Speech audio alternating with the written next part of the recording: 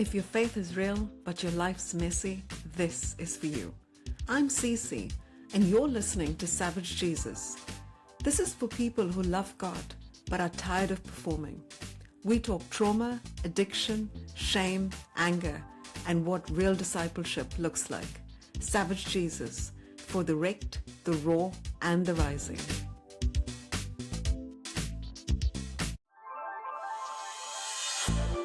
Today I'm joined by Gerald Collins. Gerald is an endurance athlete, coach, and the founder of RunRev Coaching, where he works with people to build not just physical strength, but mental and emotional resilience as well. His work is shaped by his own story. For years, he wrestled with dysthymia, a long form of depression that can shape the way someone experiences life every day. Music was also a huge part of his life growing up, especially the bond he shared with his mum through singing. But when she suddenly passed away after 17 years in remission from cancer, that loss changed the way he experienced many of the things that once brought him joy. Through grief, endurance training, and faith, Gerald has begun to see something deeper. The Bible talks about life as a race that requires endurance. And he realized that what we go through mentally and emotionally often mirrors that same long, demanding journey. Today, he helps people build that kind of endurance, whether they come from a faith background or not. Gerald, I'm really glad you're here to join me. I am so glad to be here, and thank you for the opportunity to share today. Absolutely. You've got an incredible story. But before we go into that, could you tell me a little bit about your life today and the work that you do through RunRev Coaching? So I started RunRev Coaching, just to give a little backstory, about 3 years ago. And it was just because I wanted to give back to the community that gave me so much. And I quickly realized that who I really wanted to help and who I had the passion to help were individuals who were just like me. People Yeah. who had reached the bottom, or people who felt disillusioned with the current endurance athlete program or disillusioned with their faith journey. And it wasn't so much that they were wanting to turn away from things, but life just didn't seem to make sense anymore. Mm-hmm. And for a lot of times with the faith-based community, mental health has got a huge stigma. It was something we're all working to relieve, but mental health in general has a stigma. And a lot of times in a faith-based community, it has even more stigma. So I work with individuals on sort of a 5 base program. We're working with mental health, faith, community, the aspect of race readiness, and also mindset, because a lot of things with mental health issues are mindset. It's our minds Yep. lie to us. They teach us or they tell us that something is we, the way we see the world is what's really there. But in reality, we're being lied to about the worst case scenarios, or being lied to about our worth, or being lied to about our value. And so I found the joy of life again through running. Running gave me a community. It gave me a purpose again. It gave me an opportunity just to experience life again. Instead of being in a situation where I was just existing, I was experiencing life again. Yeah. And so I work with individuals to help them find that same joy, to help them find that there is life after the struggle of mental health, that there's a life out there that still can be lived. And the fact that you're going through something doesn't make you lesser. It just means your journey is different. And I Mhm. want to come alongside people and help them make that journey theirs and find the way to live life again. Oh, that's absolutely beautiful. So what is it about endurance that hooked you in the first place? Well, for me, it was something that when first got an ultimatum from my wife that I needed to do something, I decided I wanted to run a race because I was exercising. And when I would try to walk, I had to walk so fast that I was almost running anyways to get my heart Yeah. rate up. So I thought, you know what? If I'm having to walk this fast and this hard, I might as well just learn to run. And it was supposed to be a one-time event. It literally was supposed to be something that I was just going to do once and be done with it. But Yeah. over the 12 weeks that I started that first 5K, I found that just being outside allowed me to have some time alone to spend with God, to pray. It allowed me to experience some joy in seeing the sunsets again or the Mm. sunrises. And I didn't realize it at the time, but there is scientific evidence that physical activity does improve your mental health. Yep. Yep. And I've lived that. And then it gave me a new purpose. And I was existing, and now all of a sudden I had a purpose, something to focus on. And it got my mind off of all the negative things going on in my life. And Mm. I found a community. I hooked up with the local running community and I found new friends. I found new experiences that I could share. And so for me, it gave me the mental boost to get out of the funk. It gave me an opportunity Yep. to spend time in my faith, to spend time just to changing my viewpoint, the world around me, and it helped increase the mental aspect, and it gave me a new purpose and a new community. And together, it just transformed from I was just existing to I was living again. Wow. So you've spoken about living with dysthymia. For people who may not know the term, what does that actually feel like to live with? Dysthymia is basically just when I first got diagnosed when I was 23, was described to me how most people, when their moods fluctuate, you go up and down, but most people, their baseline is a zero. So if you figure Mm. that most people live their life, they're neither really sad nor happy. Just in general, your baseline is just an even place where you Yep. live your life at an even kill. You're kind of right there in the neither happy nor sad, just right in the middle. For those of us dysthymia, our baseline is more like -1 or -2. We're not really in a Yep. sad state. We're not really in depression, but our outlook or our experience in life and the way we feel is a very low grade form of depression. So Mm. just in general everyday life, you're living with this aspect of just feeling kind of generally down. For me as a teenager, it was Yep. kind of feeling like I wasn't connecting to friends. I would have friends and I'd have people around me, but I never really felt connected. I felt sort of disconnected from, except for a few Mm. examples. I felt kind of disconnected. I would sit in a room full of people and just kind of felt alone, and it Yeah. would even do it in, so there would be times when it would break just like anyone else. You'd have good times and you'd feel better, but the baseline was a situation where you just kind of felt, "Ugh." And for me, when I Mm. was, teenager and, early 20s, I've just thought it was teenage angst or just, young adult Yeah. angst, or it's just something everyone went through. We always hear about teenagers of this angsty teenagers. I just thought it was sort of Mm. normal. But then when I had my first episode of major depressive disorder, that's when I realized, no, this isn't normal. This is kind of a little bit abnormal. And they diagnosed me with dysthymia. And it's like, oh, it made a lot more sense that what I thought was just what life was something that was a little abnormal, and it affected the outlook of a lot of things I was going through. And it helped me better understand who I was and how to transform into, how to make life a little bit better. So it was when you got diagnosed that you realized it wasn't just a phase. But was there a point that you thought that things were just not going to get better? In a lot of ways, yes. I mean, I was lucky to have a very good outlook. So while I did have dysthymia and it did have an effect, I was very lucky to have a lot of good people, good, strong parents Mm. around me, a lot of good people around me to where it didn't devastate me and it kept me out of a lot of issues. But I'm sure it did really affect the way I interacted with people. It affected probably the way that I was experiencing things like dating and just being Yeah. friends with people, and the way I would reach out to people. Because for me, it's like, if I just kind of felt like I said, you would sit in a room and you would just feel like you were alone. And you Mm. just didn't feel like you really connected with the people.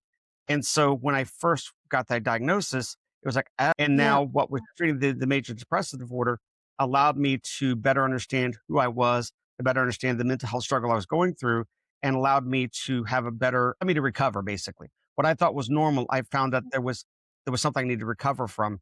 And that really helped me to understand that it was treatable. What I just thought was normal, I thought was just who I was something that deserved to be treated, and made things a lot better when I was treating it. Yeah. So is there any part of your story that people usually don't understand? I would say probably the one people understand is it really shocked me when I first started this, when I first got the major depressive disorder. It was almost like I call it my quarter life crisis because I was 23 years old. I had Yeah. just graduated from college. And I was your typical geek, your typical academic person. My entire life was arranged around academia. I was the smart kid. Yeah. I was the Yeah. person who was getting the A's. I was, the person whose life in a lot of ways revolved around school. And so that was Mm. kindergarten through, the 5 years of college. I went straight from high school to college, but my identity in a lot of ways, even more than I initially realized, was I locked to my academic access. So when I Yeah. left academia, when I finally graduated and went into my career, it's not that I wasn't grateful for the career, but all of a sudden, a part of who I was, a part of an identity of Yeah. who I was gone. Yep. And that's when I first had my first real major depressive disorder because a part of who I was now lost. And I had to Mm. rediscover who I was. I had to rediscover what my life looked like. And that's the same time I got the diagnosis of dysthymia. And that really helped a lot. But I think the other thing people don't realize is they look at what happened with my mother. And I think a lot of people, I did have one person in a support group kind of like, well, why didn't you expect that? It's because, Yeah. yes, I knew my mother had cancer. And yes, I knew that it was a possibility she could pass away. But up until the point that she let me know that she went to hospice care, her tumor markers were decreasing. She had Mm. already had breast cancer once. She had already been into remission for like 17 years, and she was fighting hard, and her tumor markers had been steadily decreasing. So to all of a sudden get told on a Friday that, well, I'm in hospice care, my mom was very kind about it, but she went on a Wednesday for her chemotherapy treatment. They sent her from the doctor's office to the ER. That's when they pretty much told her that they were done with chemotherapy and that there was really nothing Mm. more they could do. She met with hospice on a Thursday. She Yeah. told me on a Friday, and by late Monday afternoon, she had passed away. So Yeah. essentially, I got the news from my mother that she was dying on a Friday, and less than a week later, she was passed Yeah. away. And so that was a huge, huge shock. And I think a lot of people think that, well, you should have known. Well, Mm. yeah, maybe I should have, but in a lot of ways, there were signs, but there weren't signs. She was been fighting. Yeah. She'd won this before. And so that was a huge, huge hit because I was just Yeah. kind of like out of nowheres that in a lot of ways, she'd had the traditional rally, which I'd learned about after the fact of that Tuesday before she went to see the doctor. She was awake. She was sitting around eating watermelon. She was just kind of like the Yeah. best she'd ever been. So we've got a person who's fighting with like no tomorrow, already beat it Yeah. once, has decreasing tumor markers, and literally less than 7 days later, she's passed away. And so it Yeah. was a huge shock. And I think a lot of people just don't look at me. They think, well, you should have known. Maybe I should have, but I didn't. Mm. And that was a huge, huge hit to me. Yeah. So I also know that you said that you'd shared music very closely with your mum, and we'll just go a little bit into the time of grief as well. But what did that relationship with your mum look like with music? My mom, before she got married, was a semi-professional country western singer, and she would had done shows all over Ohio and Indiana and Kentucky, and she'd even spent one show working with Merle Haggard. And so when she married my dad, she decided to give that up, but she still kept singing. My Yeah. entire life was revolved around the house with song, with music. Her entire side of the family and her mom's side, they're pretty much all huge musicians. So my Mm. entire life with her and with a lot of our friends at church was revolved around music. And when I would have times that I was struggling before, when I had times that I was just trying to, having issues with day to day or just not feeling well, music was something that I would turn to help brighten my mood. Music was Yeah. something that I used to treat that I didn't know was the word at the time, but treat the dysthymia. Music was something that I would use to help get out of the darkness or get out of the funk. And Mm. I would spend a lot of time singing with my mother. So when I lost her, not only did I lose my mother, but I lost my singing partner. And so when I would try to Yeah. sing and or try to be music back in my life, it was a reminder of what was gone. And so instead of being Yeah. something that was helping me to recover, helping me to make it through, music was now something that was making the grief worse. And so not Right. only did I lose my mother, but I lost one of the major things in my life that was helping me to deal with that loss. So the one thing I Mm. would have normally turned to was now something that was making the loss worse because every time I tried to sing, it was a reminder of she's not here. I'll never have Yeah. her to sing with me again. I'll never have this again. And so that made it even worse because I no longer had that to help me deal with it. It was gone. And it took quite a few years before I was able to bring music back in without it bringing such tremendous pain and heartache. Yeah. So, what did your relationship with God look like in that season where you've lost not just your mum, but also your relationship with music? I basically say it was a case where I never gave up on God. I never Mm. distrusted God, but there were a lot of ways that I felt disconnected. One of the things that I had to deal with that I was someone had prophesied over my mother that she was going to be healed. And in a lot of Yeah, ways, I kind of wanted to hang on to that and believe that. But when she wasn't, it was like, okay, well, what do I do with this now? And yeah, luckily, I am very blessed. I'm very blessed that I had a very strong faith background. My faith was rooted very deeply in who I knew God was. But yeah, it was never a case of I didn't feel like God wasn't there or I was angry with God. I knew who God was. I knew who God was to me. I knew my relationship was there, but I didn't feel connected in a ways. My yeah, entire existence was just that. I was existing. I was in it just kind of like the during that first year, especially, it was almost like this black cloud was over every part of my life. And it yeah, wasn't that I wasn't connected with God or I didn't believe God, but everything, including my time with God, was just being seen through this black smoke. It's like I knew God mm, was there and I knew I could trust God, but even He seemed in a way to be out there.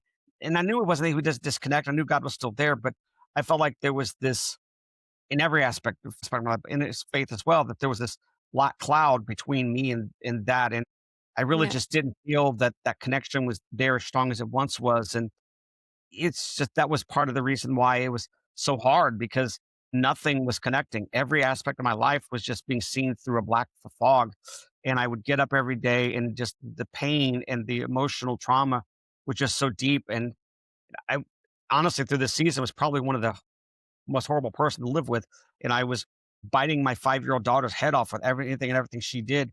I was irritable yeah, to my wife. I was miserable, and I was trying yeah, not to be, but when you're in that phase where just mm, you feel like your entire life is crushed and you yeah, don't really know how to get back out of it, you don't know what to do to make you feel normal again. You know, you yeah, literally you're trying, but and you've not given up, but nothing feels right. And so yeah, it was a dark time. yeah.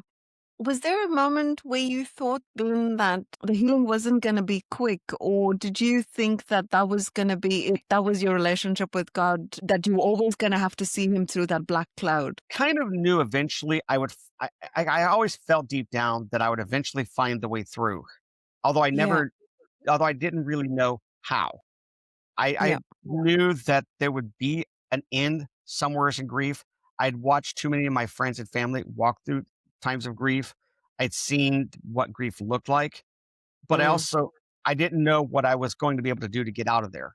You know, I knew I wanted to get out. I knew I probably could get out, and I knew eventually in time I would get out, but I yeah, didn't know exactly what to do to get out of there. It was like I was living in this black fog, but I didn't know what I needed to lift it. You know, I didn't know I would be praying to God, and it wasn't that God was listening, but I just didn't feel connected. It was me. It's like I didn't feel that I didn't know how to I didn't know how to live again. And so mm, that when my wife came to me that day and said, you know, this is your ultimatum. I love you and I want to be with you, but I can't stand you right now. And so you've got to do yeah, something. I don't care what you do, but you've got to do something to make a change in your life. And I'm glad she did because it was the catalyst I needed to try something. And honestly, if yeah, running hadn't worked, I probably would have tried something else. But I knew at least if I tried this, it was something that I felt I could do. It was something that I felt that would make it appear to her that I was at least trying and was giving a good faith effort. And yeah, I didn't realize just how much it was going to change me. I mean, I knew it was something to do and knew it was something that I could do, but I didn't realize just how powerful physical activity was to getting out of this fog. I didn't realize how powerful it was to transforming who I was into who I am now. I didn't realize just how powerful it was going to be just to give me a new focus and to help me find the way back. yeah. Because the Bible does talk about life as a race. So, how did you start connecting endurance training with faith? For me, pretty much it's just that a lot of the things were those statements that Paul made about running. And after Mm, running a 5K, after running a marathon, after spending some time out there, especially the marathon, they took on new meaning. And all of yeah, a sudden, what Paul was explaining, I really understood. I mean, I'd heard it before and I thought I understood it, but when you're actually spending time learning to do that long distance, to spend those 26 miles on the road, to spend that time, that 3 and 4 hours out there training, when you really Yeah. begin to understand and physically experience what that feels like, you begin to understand that faith experience and what Paul was saying. And it opens your eyes in a Yeah. lot of ways to what Paul was talking about. I think Paul had a very intimate knowledge somehow, some way of Mm, exactly what runners went through. And I think the mm, people he was talking to knew that as well, because it made so much more sense to me. And I understood that it takes time, it takes discipline. And a lot of the things we do in faith, yeah. we have to just walk through what we're going through. I mean, I was thinking today, it's like a lot of people look at people in the Old Testament that they were saved or that their faith was based in the sacrifices, but I don't believe so. I believe their faith was based in the fact that they didn't really understand what Yeah. God was going to do through Christ, but they Yeah. knew that if God said there's a way, they trusted He was going to provide a way, Mm, even if they couldn't see it, even if it didn't make yeah. sense to them. They trusted Him. And a lot of times with endurance as well, you don't always understand the process, especially a newer runner. It doesn't make sense. It doesn't make sense that to gain endurance or to gain speed, you have to slow down and take things slow. It seems like you should be going fast, fast, fast to go fast. But Yeah. in reality, sometimes you got to slow down and really pay attention to what you're doing, pay attention to the underlying things. And for me, it was the connection to the faith as well. It's not the big things that make our faith so stronger. It's the acknowledging that sometimes we question our faith. And in those questions, when we Yeah.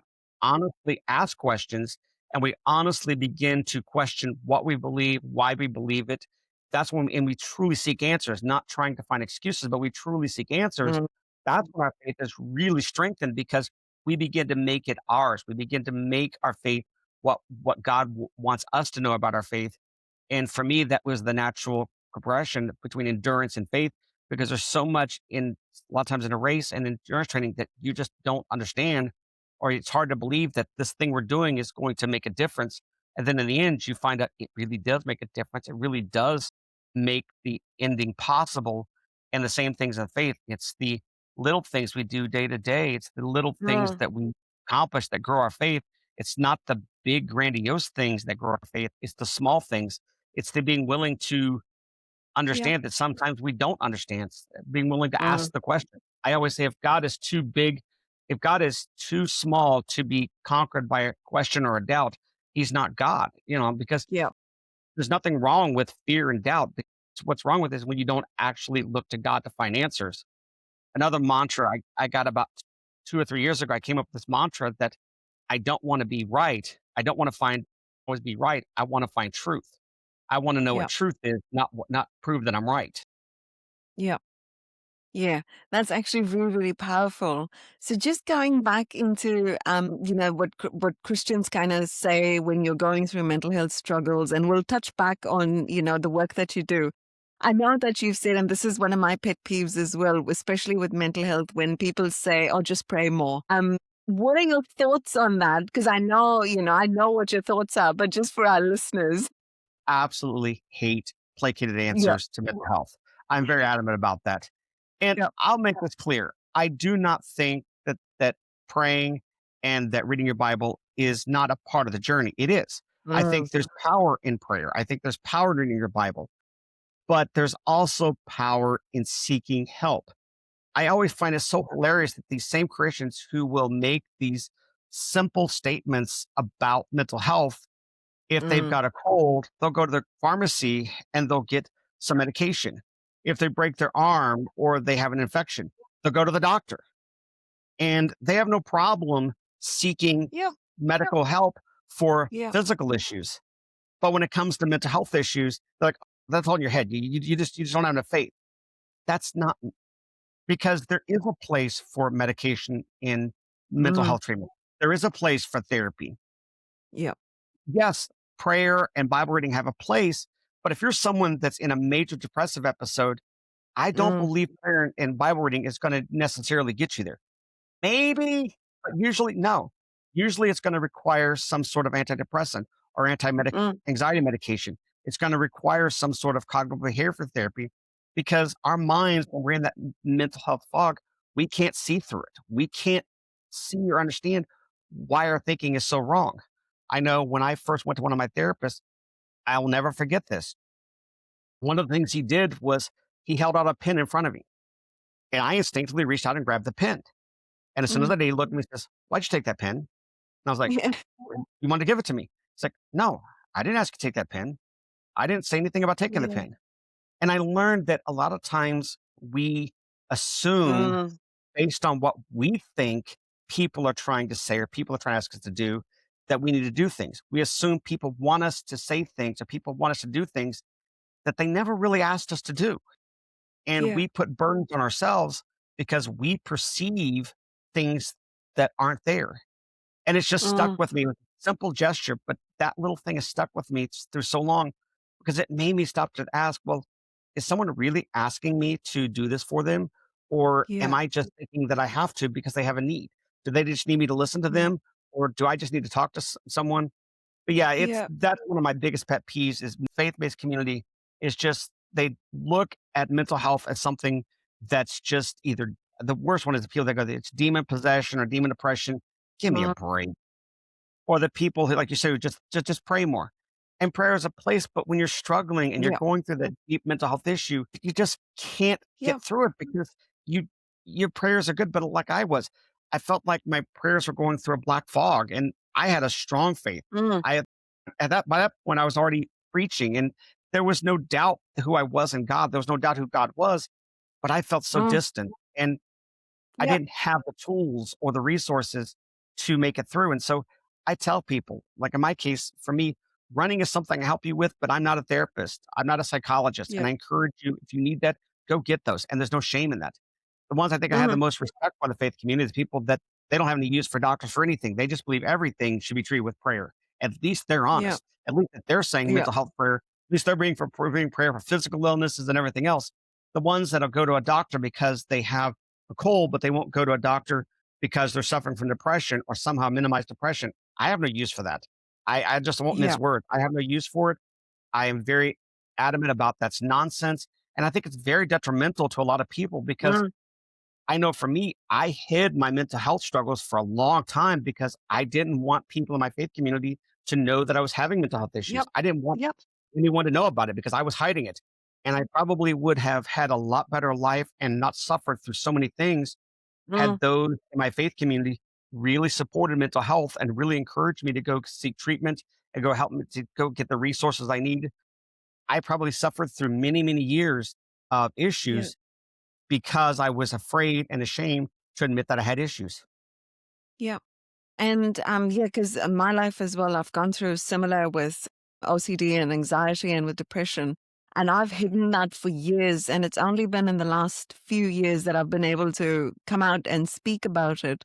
Because when you look at science and when you look at whatever the Bible says, there's just so much correlation because the Bible already taught all of that years ago.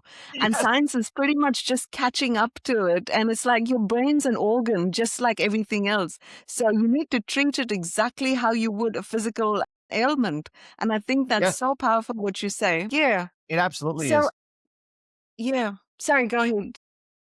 It absolutely is. And it's been proven time and time, and I think time and time again. And I think the reason a lot of people struggle with mental health is if you have a sickness, you can see the physical signs of it. Yep. If you Yep. have a broken bones, you can go get the x-rays. If you have bleeding, you Mm. go get the CT scan. And for a lot of people, the physical issues, because they can get concrete evidence to see Yeah. it, they have a lot better time believing it. But when it comes to Mm. mental health, because there's not something they can put their finger on, because there's not something the doctor can show concretely, oh, this is the chemical that's missing, or this is the brain Mm. scan that shows that there's something missing here. They somehow seem to think that it's all just something that you can will away or something Yep. that you can just think away. And also, I think sometimes they doubt people's really have issues because they can't physically see it. And that's such a shame. Yep. Because, yeah, I think that's such a key part of it because we can't see the physical evidence of whatever. And we don't necessarily have tests done for whatever chemicals, hey, your serotonin's high or low or whatever. We don't see that. So it's really hard to kind of figure that out. So in your mind, what does a healthy relationship between faith and mental health look like? For me, it's kind of a balanced thing where your faith helps you learn to that see that there's something outside of this. Your faith and your faith journey helps you see that there is more beyond what you're experiencing. In a lot of ways, if you're a faith-based person, you believe in things you can't see. I mean, we can't see God, but we Mm, believe, we know He's out there. We can't always see the things that God's doing in our lives, but we know that He's working. We know that there's people He brings into our lives. We know that there's circumstances He brings into our lives, but we believe that. But when it comes to the mental health side of it, our brain begins to tell us the things that aren't there that exist, or we begin to take things that are the worst case scenario. We see mm, that there's a little something wrong with the house, and all of a sudden our brain tells us, well, that's going to fall apart and it's going to cost you thousands of dollars to fix, and you're not going to have the money. You're going to lose your house. Your family's going to think that you're worthless, and you're going to be out on the street. And it's just something as a little crack in the drywall, but your mind begins to go to these extremes. yep, So faith plays a part in helping you get past that mental health, that struggle, but it's all at the same time, when you begin to treat your mental health issues, you begin to find a better way to faith because one, God brings people in our lives to help us along the journey. God gives us wonderful psychiatrists. God gives us wonderful medication. God gives us yep, wonderful counselors. And we begin to see God working through them, and that strengthens our faith. Our mental health, as we begin to see that those visions of the way our mind's thinking is incorrectly, it opens up and clears our thinking. And then we begin to go stronger in our faith because now we can see God clearer. We can see our faith yep. clear because our mental aspect is now clear. There's a Mm, reason why on my logo for my business, I've kind of got an intertwined little ribbon like star with faith, mental health, race readiness, community, and mindset, because they are all very well intertwined. And if mm, you try to separate them, that's where you get into the biggest trouble because I know I did for years. I tried to compartmentalize my mental health and my faith, and really they're intertwined because if your faith mhm, is suffering, your mental health is suffering. Your mental health is suffering, your faith is suffering. And the yep, same thing, when yep, you begin to build your faith, it begins to help to build your mental health. As your mental health builds, it helps to increase your faith. And that mindset aspect is what kind of helps tie it all together because as you begin to get a clear mental health picture, it comes by changing your mindset, changing the way that you see things. And that's what cognitive behavioral therapy is about. It helps you to mm, realize that what you think you see, what you think that you're coming through, isn't always there.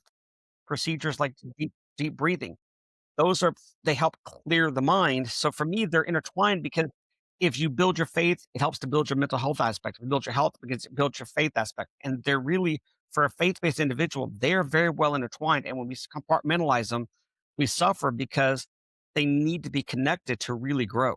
yeah.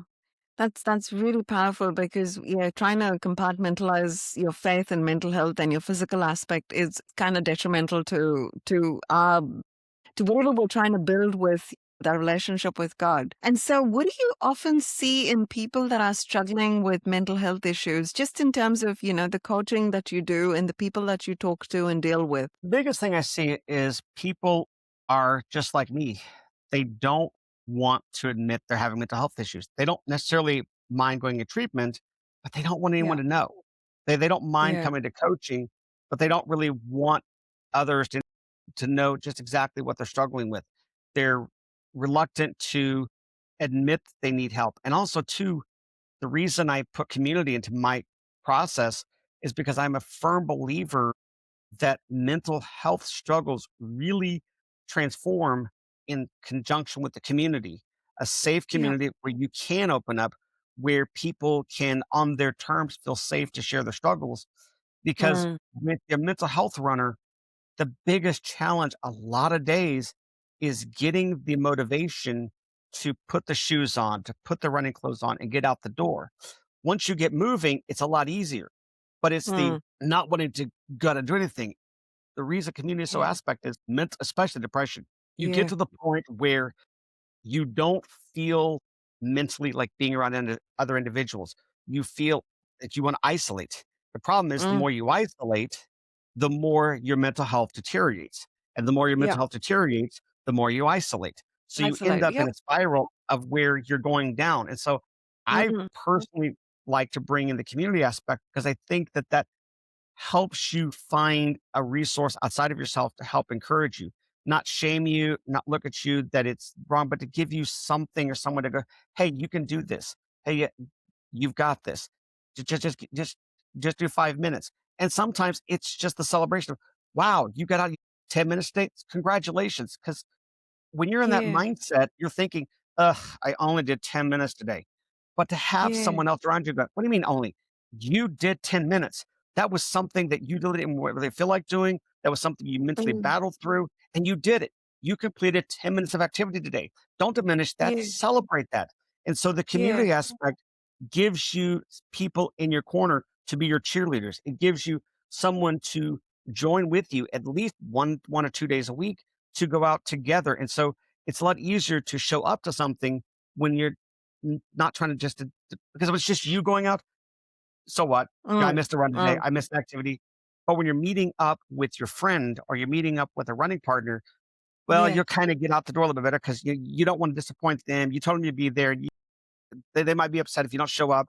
So it gives you a purpose for Yeah. getting out the door. So Yeah. and sometimes that can even just be virtual, even if you can't physically be with someone, just knowing that you're going to have someone with you to go, hey, did you get that run in today? Why Yeah. not? Not a mean why not, but it's like, okay, if you didn't get that in today and there was a struggle, how are we going to overcome that struggle? For me, that's what I Mm. like to approach that. It's like, okay, you had a bad day. You struggled with this today. You didn't meet the goal today, but let's find out what happened and let's make a Yeah. plan to prevent that from happening next time. It's okay. We all have those days. We all have those days when we struggle. Mm. Let's make a plan. And you know what? That plan may not work either. And so we go back again, we make another plan. The reality is there is no such thing as failure. There's just Mm. giving up. As long as you Yeah. keep getting up and keep trying, you haven't failed. You've tried something that didn't work. Okay, we know we can try Yeah. something else. Failure is when you stop trying. When you just say, Yeah. I'm done. I'm not even going to try anymore. That's real failure. Yeah. That's actually an incredible perspective, and I think I'm going to steal that from you because that's fascinating. I've never really thought about it because in my mind, I kind of think, oh, I didn't get there, so I failed. But yeah, I love the perspective because it's not giving up, and yeah, I'm stealing that.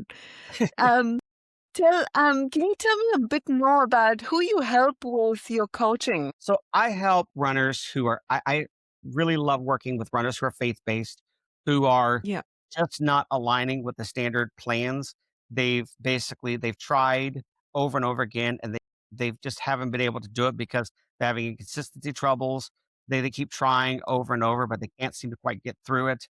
Individuals who are walking through a time of grief or depression, Yeah. because I want to help individuals to find their way back. I want to help individuals to find a plan that works for them. A lot of times, a lot of coaches, they're performance based. They're looking at individuals that are trying to set a PR, or they're trying to set their Boston qualifying time, or they're focused on the performance issues. And I will gladly work with someone who's in that aspect. But my sweet spot is the individuals who are just not into performance. They're into just making it happen. The people who are Mm.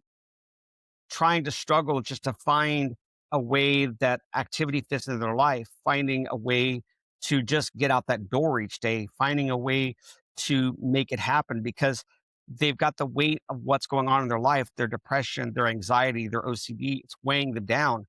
And the thought of having to do this plan, or if I miss a day, ugh, like Mm. working with individuals that they want to be active, but they don't quite know how the activity fits into the life they're Yeah. living right now.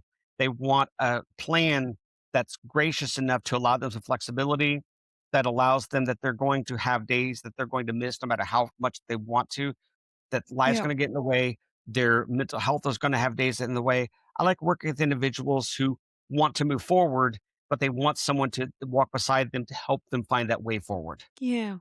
So you said that you work with people of faith. Do you also work with people that aren't from a faith background? I will gladly work with them. I basically put it like this. I will incorporate faith in your training as much as you want to. The main aspect is the mental health aspect of it. I say it's faith-based because for me, I am very much faith-based, but I will work the faith into your training as much as you need it to, or as much as you and whatever and what that looked like for you, knowing that, upfront and honest, I am a Christian minister. That is my faith basis, and I will try to support any runner as best I can, especially those going through the mental health journey. But I like to be upfront Yeah. and honest that this is a part of who I am. The faith-based aspect is a part of me. And for some people, that turns them off, but I have to be true to who I am.